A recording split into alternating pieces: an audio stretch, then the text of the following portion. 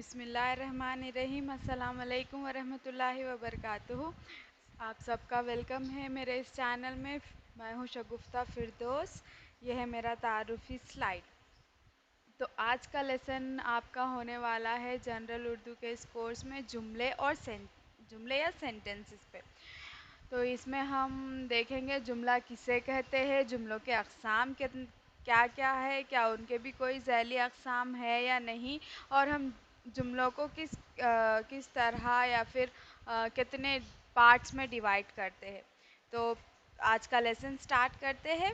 جس لمحہ آپ اپنے آپ کو اہمیت دینا شروع کریں گے، دیٹ مینس کون سا بھی سیکنڈ ہو جہاں سے آپ اپنے آپ کو خود کو اہمیت دینا شروع کریں گے، یہ دنیا بھی آپ کو اہمیت دینا شروع کر دے گی۔ تو پہلا سٹیپ آپ کا ہونا چاہیے خود کی طرف، اپنے آپ کی طرف، یعنی جب تک آپ اپنی اہمیت نہیں کریں گے دوسرے بھی آپ کی اہمیت کرنا چھوڑ دیں گے۔ تو please start giving importance to yourself. اپنے آپ کو اہمیت دینا سیکھیے، اپنی طاقت کو جانیے، اپنی کمزوریوں کو جانیے۔ طاقت کو اس لیے جانیے کہ اس سے آپ اس کو یوز کر کے کئی کام کر سکتے ہیں جو آپ کو کرنا ہے، اور اپنی ویکنیس، اپنی کمزوریاں جانیے تاکہ ان سے آپ ابھر سکے، اوپر آ سکے۔ تو وداؤٹ اینی لیٹ، بغیر کسی دیری کے آج کا لیسن ہم سٹارٹ کرتے ہیں۔ جملے اور اس کے عناصر۔ جملہ الفاظ کے بامعنی مجموعوں کو کہا جاتا ہے، یعنی الفاظ کے مجموعے تو کئی ہوں گے لیکن معنی دار، معنی رکھنے والا بامعنی مجموعہ ہی جملہ کہلائے گا۔ جملے کے دو عناصر ہیں، مبتدا اور خبر۔ تو یہ مبتدا کیا ہے اور خبر کیا ہے؟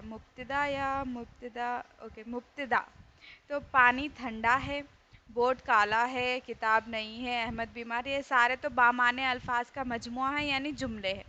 تو جملے میں پانی، بورڈ، کتاب، احمد، یہ سب جو اسم ہیں، یہ سب جن کے صفات ظاہر کیے جا رہے ہیں وہ کہلائیں گے مبتدا، اور ٹھنڈا ہے، کالا ہے، نہیں ہے، بیمار ہے، تو باقی کا جو سینٹنس ہے، باقی کا جو جملہ ہے اسے ہم خبر کہیں گے۔ اس طرح ایک جملے میں مبتدا اور خبر دونوں پائے جاتے ہیں۔ تو جملہ الفاظ کے بامعنی مجموعے کو جملہ کہیں گے۔ اس میں دو پارٹس ہیں، انہیں دو حصوں میں بانٹا گیا ہے، مبتدا اور خبر۔ مبتدا میں آپ دیکھیں گے کہ کس کے صفات بیان کیے جا رہے ہیں، یا پھر وہ اسم جس کے بارے میں ذکر ہو رہا ہے وہ، اور نئی ہے، پرانی ہے، ٹھنڈا ہے، گرم ہے، تو یہ قسم کی انفارمیشن ہوئی، تو اس کے بارے میں نیکسٹ اس میں اس کی خبر ہوگی۔ تو اس کے علاوہ اور ایک درجہ بندی دیکھی جائے گی، دل کا دیا، عادل کی عدالت، منظر کی قدورت۔ تو اس میں دل، عادل اور منظر مضاف الیہ یا موصوف ہے، جس کی صفت بیان کی جا رہی ہے، یعنی جس کے بارے میں ہم بتا رہے ہیں، جن کے حالات بیان کی جا رہی ہے، یا پھر کسی کے ساتھ کنیکشن بتایا جا رہا ہے۔ تو جن کا کنیکشن بتایا جا رہا ہو وہ مضاف الیہ یا موصوف ہوں گے۔ موصوف یعنی ان کی صفت بیان کی جا رہی ہے۔ عدالت، قدورت مضاف یا صفت ہے جس کا تعلق ظاہر کیا جا رہا ہے۔ تو یہ ایک دم نارمل سا ہے۔ تو مضاف الیہ یا موصوف جن کی صفت بیان کی گئی ہو۔ مضاف یعنی جو صفت ہے، جن کے بارے میں جس کا تعلق ظاہر کیا جا رہا ہو، جس کا کنیکشن ظاہر کیا جا رہا ہو، اسے ہم مضاف کہیں گے۔ مضاف الیہ، صفت، موصوف۔ جس کی صفت بیان کی جا رہی ہے اسے مضاف الیہ کہا جائے گا، جو صفت ہے وہ اسے مضاف کہا جائے گا۔ تو نیکسٹ، معنی کے لحاظ سے جملے کی دو اقسام ہیں۔ تو ڈونٹ بی وری، معنی کے لحاظ سے بھی دو ہے، اور جو دوسری درجہ بندی ہے اس میں بھی دو اقسام ہیں۔ تو کہیں بھی آپ کو جملے کی اقسام کے بارے میں ذکر کرنا ہے تو اس کی دو اقسام ہیں۔ معنی کے لحاظ سے پرٹیکولرلی پوچھا جائے تو وہ ہے جملے خبریہ اور جملے انشائیہ۔ ابھی ہم نے دیکھا خبریہ یعنی جس میں کسی بھی قسم کی خبر دی جاتی ہے، خبر نارمل ہے، تو اٹس لائک کسی انفارمیشن کو دینے والا جملہ، وہ جملہ جس میں کسی واقعے یا جانب کی خبر دی جائے، کسی بھی قسم کی خبر دی جائے تو اسے ہم جملہ خبریہ کہیں گے۔ اور ایک ہے جملہ انشائیہ، وہ جملہ ہے جس میں کسی کی دل کی منشا ظاہر ہو رہی ہے، کاش ایسا ہوا ہوتا، ایسا نہ ہوا ہوتا. تو اسے ہم جملہ انشائیہ کہیں گے. اور جملہ خبریہ میں ایکچوئل انفارمیشن ہے. جملہ انشائیہ دلی جذبات یا دلی خواہشات کو ظاہر کرنے کے لیے جو ہم جملے کہتے ہیں اسے ہم جملہ انشائیہ کہیں گے. اس کے بعد ہے جملہ انشائیہ کے اقسام. اس جملے کے 12 اقسام ہیں: ندا، امر، نہیں، تعسف، تعجب، انبساط، تحسین، استفہام، تمنا، عرض، قسم، تنبیہ. اس کے اندر زیادہ جانے کی ضرورت نہیں ہے، بس یاد رکھیے یہ اس کے اقسام ہیں. اوکے.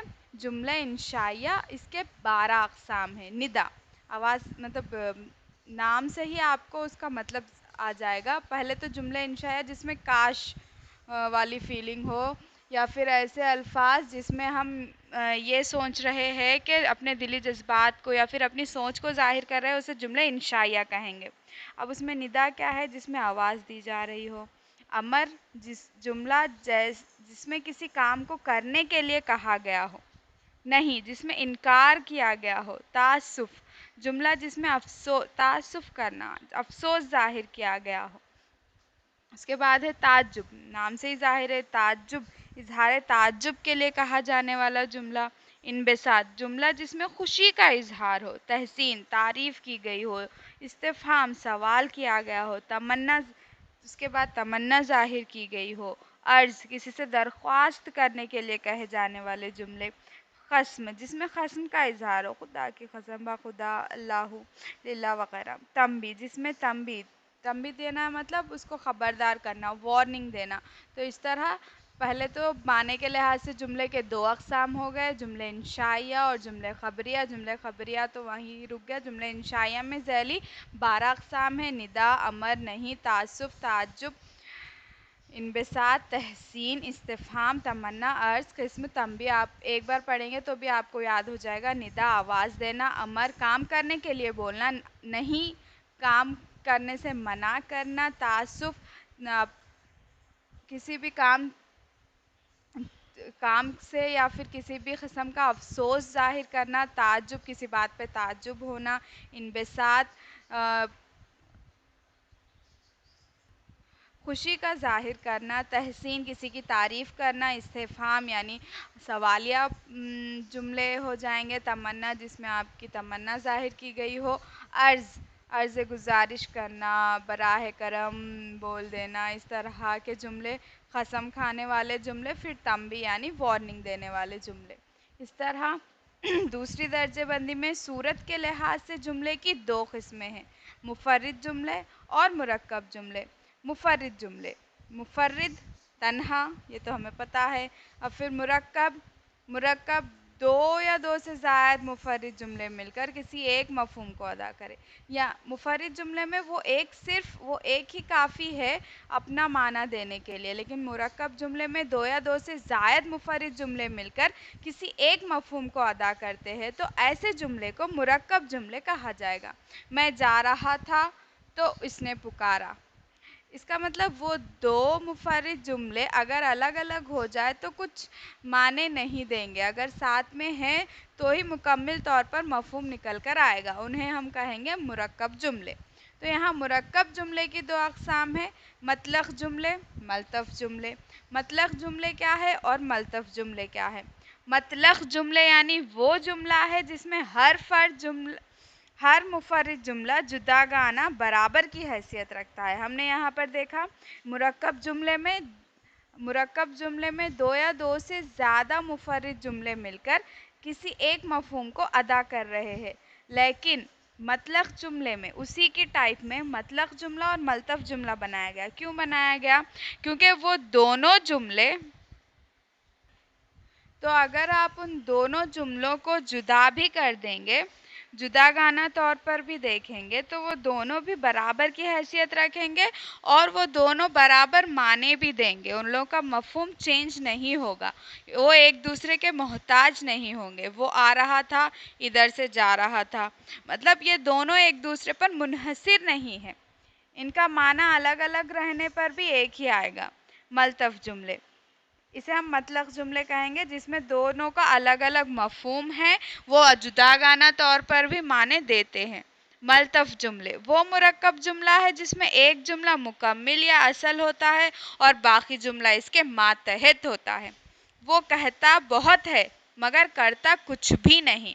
यानी यहाँ पर एक जुमले को कंप्लीट बनाने के लिए, पूरा मफहूम देने के लिए दूसरा जुमला इम्पॉर्टेंट हो जाता है। तो एक उसमें असल जुमला है मुकम्मिल वाला और बाकी जुमला इसके मातहत है।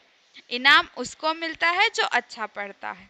तो ये है आपके मुरक्कब जुमले के अक़साम, ये दो है, मतलब जुमला और मल्तफ जुमला। तो एक बार रिव्यू देख लेते हैं आज हमने क्या क्या डिस्कस किया। फर्स्ट हमने देखा जुमला क्या है, जुमले में मुतबदा क्या है और ख़बर क्या है, फिर मुज़ाफ़ अलिया मौसूफ़, फिर मुज़ाफ़ या सिफ़त किसे कहते हैं, इसके बाद माने के लिहाज से जुमले के दो अक़साम, जुमले ख़बरिया और जुमले इंशाइया। फिर जुमले इंशाइया के 12 अक़साम हमने देखे। उसके बाद हमने देखा कि सूरत के लिहाज से भी जुमले की दो अक़साम है, मुफ़र्रिद जुमला और मुरक्कब जुमला। अब मुरक्कब जुमले को मज़ीद दो अक़साम में तक़सीम किया गया, वो है मतलब जुमला और मल्तफ जुमला। तो ये रहा आज का lesson. Prepare well, keep learning, जज़ाकल्लाहु खैर, thank you so much. Please subscribe to my channel. खुदा हाफिज़।